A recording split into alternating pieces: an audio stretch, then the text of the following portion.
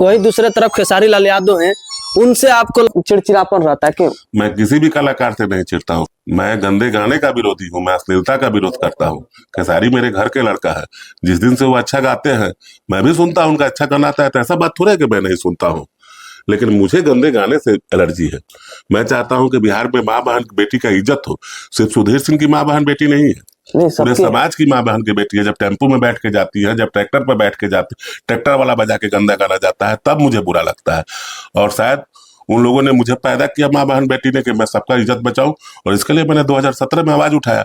Personally मेरा झगड़ा किसी से नहीं, ना मेरे जमीन जायदाद से खेसारी को मतलब है, ना हमारे उसके जमीन जायदाद से हमको मतलब। ना मुझे नाचने आता है, ना मुझे गाने आता है, तो कंपटीशन भी नहीं रखता हूँ मैं उससे।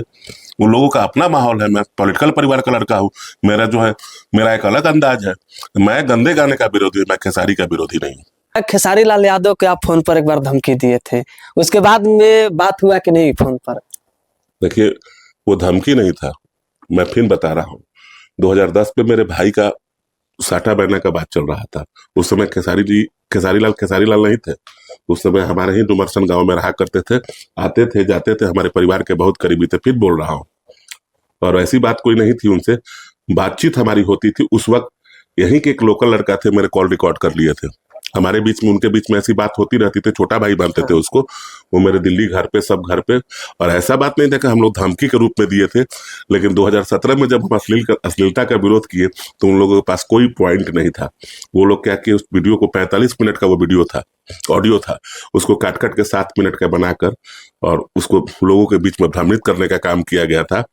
उससे मुझे कोई फर्क नहीं पड़ा कि यहाँ के लोकल लोग जानते थे कि 2010 में खेसारी का साटा हुआ था। और 50 जब पोस्टर बैनर भी मैं आपको दिखा दूंगा, वो आज भी पड़ा हुआ है। अब किस कारण से वो नहीं आ पाए थे, कौन रोका था, ये पूरा समाज जानता है। हम कहना नहीं चाहते।